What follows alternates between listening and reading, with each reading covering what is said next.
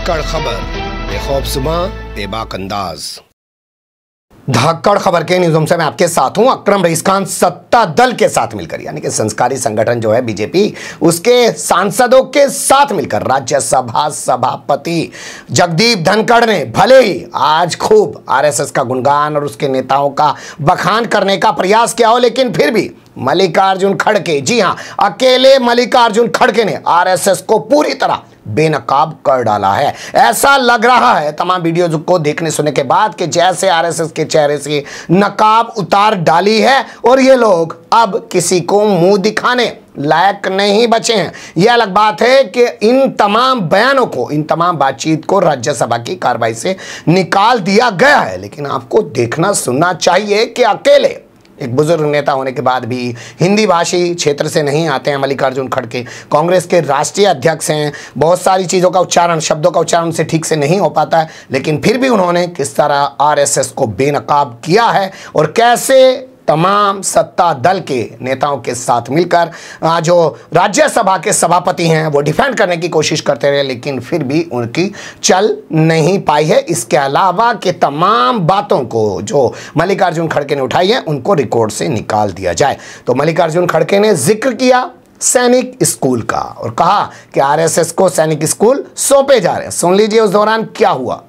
Sir, Modi ji ने 2014 में हरियाणा में 1 रैंक 1 पेंशन का वायदा किया, लेकिन आप तो 9 रैंक 9 पेंशन पर उतर गए। सैनिक स्कूल सरकारी क्षेत्र में बने थे सर, सैनिक स्कूल सरकारी क्षेत्र में बने थे, उनको निजी क्षेत्र में देते देते आरएसएस के लोगों को दिया गया। वृंदावन, यूपी, सोलन, हिमाचल, रोहतक, हरियाणा, ये सब एरिया टोटली एक्सपेंड। अरे दिया साहब, उनको सौंपा गया। खड़गे जी, मैं आपकी एक सेकंड खड़गे जी, मैं आपसे एक बात पर विचार करने का आग्रह कर रहा हूँ। हाँ, यस प्लीज खड़गे जी, मैं आपसे एक बात के लिए आग्रह कर रहा हूँ कि मेरी बात को आप ध्यान से सुनिए। क्या इस देश में हर व्यक्ति को यह अधिकार नहीं है कि वो इस देश की विकास गंगा के अंदर भागीदार हो? क्या हर व्यक्ति को अधिकार नहीं है कि उस हवन में अपनी आहुति दे? आप कह क्या रहे हैं? मैं सैनिक स्कूल का छात्र हूँ, मैं उन स्कूलों में गया हुआ हूं, मैंने देखा क्या कुछ हो रहा है। दुर्भाग्य की बात है, शायद आप एक भी सैनिक स्कूल में नहीं गए हैं। मैं गया हूं सैनिक स्कूल में जाकर, मैं इसका अध्ययन कर रहा हूं। आप समाज के एक वर्ग को हर काम से दूर रखना चाहते हैं। ये मानसिकता भारत के संविधान के अंदर सही नहीं है। विचार कीजिए इस पर। एक नाम आते ही आप एकदम कहते हैं ये क्यों किया। ये देखिए साहब, नहीं, ये देखिए, मेरी राय है, ये मेरी राय कायम रहेगी जब तक इस देश में जातिवाद है, छुआछूत है, तब तक ये कायम रहेगा।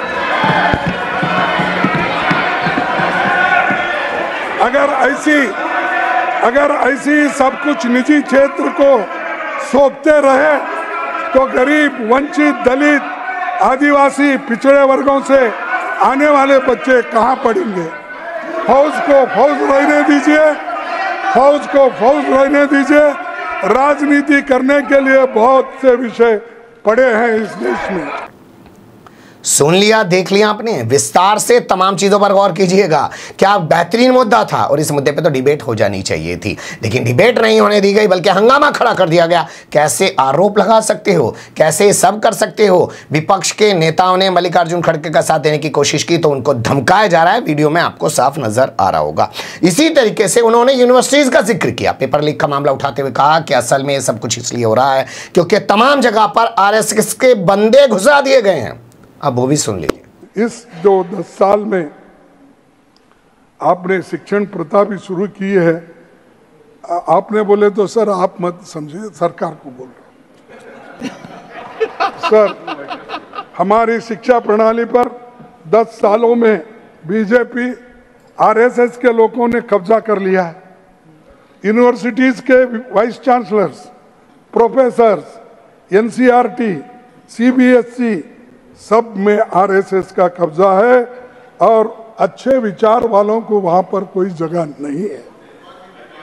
खुद मंत्री जी, खुद मंत्री जी खड़गे ji, this part will not go on विचारधारा से आते हैं। खड़गे ji, this part will not go on record. मैं कहूँगा सीएम को इसकी जिम्मेदारी माननीय खड़गे जी लेनी चाहिए। एक बार खड़गे जी, इसको मैं एक्सपेंस भी कर रहा हूँ और क्यों कर रहा हूँ आपको बता रहा हूँ। हाँ, मैं एक्सपेंस कर रहा हूँ इस पार्ट को और क्यों कर रहा हूँ, क्यों कर रहा हूँ बता रहा हूँ। क्यों?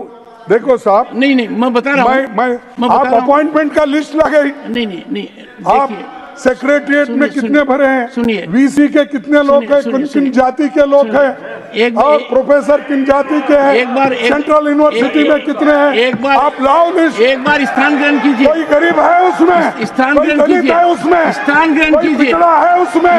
आप देखिए, स्थान ग्रहण कीजिए। ये बात मैं कर रहा हूँ। आवेश में मेरे इस बात को अगर आप ठुकराते तो मेरा कोई आपका ये नहीं। क्या किसी संस्था का सदस्य होना अपराध है? क्या आप यही कर रहे हैं? आप कब्जे जैसे शब्द का उपयोग कर रहे हैं। कैसे अलाउ कर सकता हूं? आप कह रहे हैं एक संस्था ने कब्जा कर लिया, बिल्कुल गलत है। मान लो कोई व्यक्ति आरएसएस का सदस्य है, तो क्या ये अपने आप में अपराध है? किस बात का कम्युनल है? एक संस्था है, राष्ट्र का कार्य कर रही है, राष्ट्र हित में कार्य कर रही है, देश और दुनिया में प्रमाणित लोग हैं, देश के लिए योगदान दे रहे हैं। दुनिया के अंदर सबसे ज्यादा आज के दिन उनमें योग्यता देख सकते हैं आप। This will not go on record. Please continue, please continue. ये विचारधारा जो है देश के लिए, उनकी विचारधारा खतरनाक है, इसलिए मैं चाहता हूं ये मनुवादी है, ये मनुवादी है, इसलिए इन लोगों को यहाँ पर जगह नहीं है। ये मनुवादी है। वो स्त्रियों को शिक्षण देना नहीं चाहते, दलितों को शिक्षण नहीं देना चाहते, संस्कृत नहीं पढ़ने देते।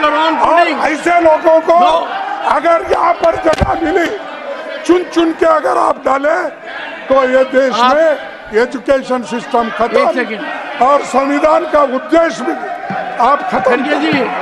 खड़गे जी, एक सेकंड, ये मेरा राय, ये मेरा एक सेकंड, ये मेरा राय, ये मेरा विचार है। आप कोई भी शिक्षा दो, मैं लेने के लिए तैयार हूँ। जो लीडर ऑफ ऑपोजिशन ने राष्ट्रीय स्वयंसेवक संघ के बारे में कहा है, वो बहुत ही गैर जिम्मेदाराना वक्तव्य है और उसे एक्सपंज करना चाहिए। और इनको जरा भी जानकारी संगठनों के बारे में नहीं है, उसे एक्सपंज करना चाहिए। अध्यक्ष महोदय, it is already expunged, that is expunged. खड़गे जी, टेक द फ्लोर।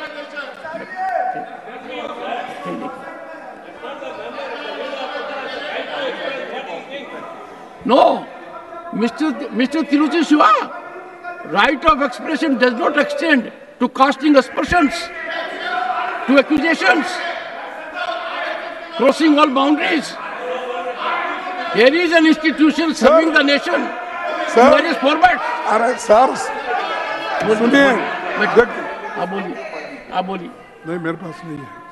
आप बोलिए। देखिए साहब, ये मैं नहीं कह रहा हूं, सरदार वल्लभ भाई पटेल भी यही कहा कि ये आरएसएस से जुड़े हुए और इस देश के सभी लोग जानते हैं, आरएसएस के लोगों ने उचकाकर, गोडसे को उचकाकर महात्मा गांधी की हत्या की। और यही लोग हैं, यही लोग हैं।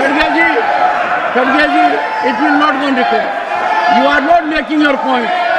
You are, Khadge ji, you are engaging unfortunately, painfully, in bashing an organization that is working for the nation tirelessly with nationalistic mindset.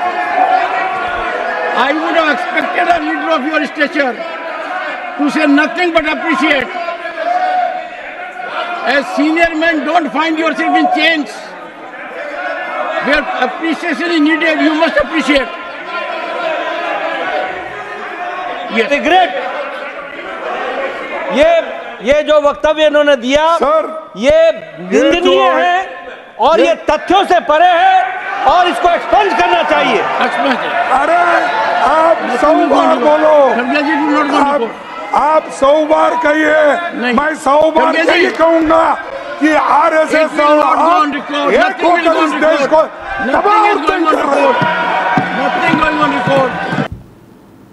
सुन लिया आपने, क्या जबरदस्त बहस देखने को पूरे मामले पर मिली है और किस तरीके की तमाम चीजें जो हैं देश के सामने आनी चाहिए, लेकिन मेन स्ट्रीम मीडिया है कि उनको गायब कर रहा है, बता ही नहीं रहा है, कुछ और चीज़ों में उलझा रहा है, क्योंकि एक अकेला अब भाषण देने वाला है राष्ट्रपति के अभिभाषण पर जो धन्यवाद प्रस्ताव है उसको लेकर। तो वही सब चीज़ें चलेंगी कि प्रधानमंत्री आएंगे, ऐसे शानदार वक्ता है, यूं धज्जियां उड़ा देंगे और यूं सब कर देंगे। लेकिन आरएसएस पर जो बातें राज्यसभा में हुई हैं, चाहे उसके नेताओं को लेकर या आरएसएस के चरित्र को लेकर, वो काफ़ी महत्वपूर्ण है। उन पर गौर करना आप लोगों के लिए बेहद ज़रूरी है। हमारा काम है आपके सामने रख दें, अच्छा बुरा जो भी हो आप लोग तय कीजिएगा, कमेंट्स के रूप में अपनी राय दे सकते हैं, खबर को लाइक कर सकते हैं, चैनल को सब्सक्राइब कर सकते हैं और ज़्यादा से ज़्यादा हमारी खबरों को शेयर कर सकते हैं। फिर ऐसे ही किसी सुलगते हुए या उलझते मुद्दे लेकर मैं आपके सामने हूँगा हाजिर। फिलहाल अभी मुझे दें इजाज़त।